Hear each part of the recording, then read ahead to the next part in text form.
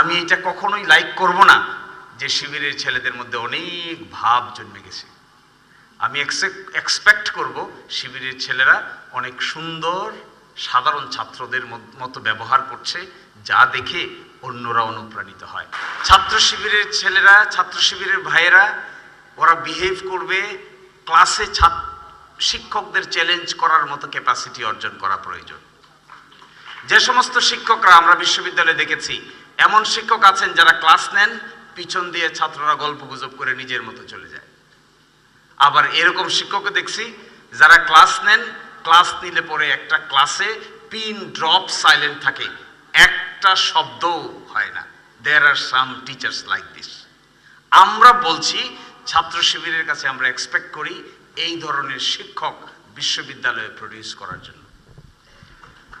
We expect. আমার তো ঢাকা বিশ্ববিদ্যালয়ের ওই দিন আমি নামাজ পড়তে গেছিলাম কেন্দ্রীয় মসজিদে, মনের কৌতূহলের কারণে লাইব্রেরির সামনে গিয়ে একটু দাঁড়াইলাম, এক কাপ চা খেলাম, মন খারাপ করে চলে গেলাম। সেই যে পুরনো আমলের লাইব্রেরি, এটি আজও কোনো আলোর মুখ আর দেখে না। এখানে গেলে আমার মনে হয় কত ব্যাকডেটেড চিন্তা ভাবনায় আমরা আছি এখন। এখানে গেলেই আমার কাছে মনে হয় ঢাকা বিশ্ববিদ্যালয়ের রিসার্চ নাই। এখানে গেলেই আমার কাছে মনে হয় ঢাকা বিশ্ববিদ্যালয়ে এখনো আন্তর্জাতিক মানের কোনো জার্নাল বের হয় না। এখানে গেলেই আমার কাছে মনে হয় আমরা ঢাকা বিশ্ববিদ্যালয়ে এমন কিছু করতে পারছি না যা তার অক্সফোর্ড, প্রাচ্যের অক্সফোর্ড নামে খ্যাত ঢাকা বিশ্ববিদ্যালয়ের সেই গ্লোরিয়াস দিনগুলো আর নাই।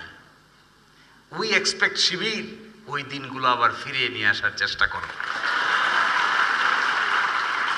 আর লাস্ট কথা বলে শেষ করে দিচ্ছি, আমি গালিব যখন বিশ্ববিদ্যালয়ে পড়তো, আমি তখন লয়ে পড়তাম।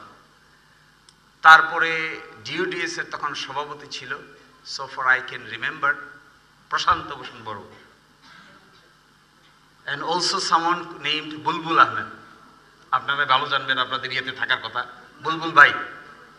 বুলবুল ভাই এবং কিছুদিন ছিলেন, আসা যাওয়া করতেন হাসান আহমেদ চৌধুরী কিরণ।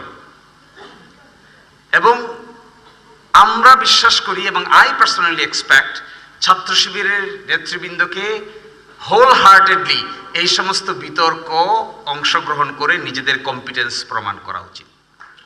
দে should go to the DUDS, they should go to the other debating club, এবং তারপরের মাধ্যমে যে লোকটা তৈরি হওয়ার কথা, সেই লোকটাকে আমরা বলছি এমন একটা লোক চাই ভাই, যে জাতীয় নেতা হবে, যে আন্তর্জাতিক পর্যায়েরও নেতৃত্ব দেওয়ার ক্যাপাসিটি অর্জন করবে এবং এটা দেশকে রিপ্রেজেন্ট করবে, পেট্রিয়ট হবে, দেশকে ভালোবাসবে, দুর্নীতির সঙ্গে যুক্ত হবে না। এবং ফাইনালি উই ওয়ান্ট, আমি এই কথা আগেই বলে শেষ করে দিচ্ছি, লাস্ট কথা, আমি কোনো লেজুর বৃত্তি চাই না।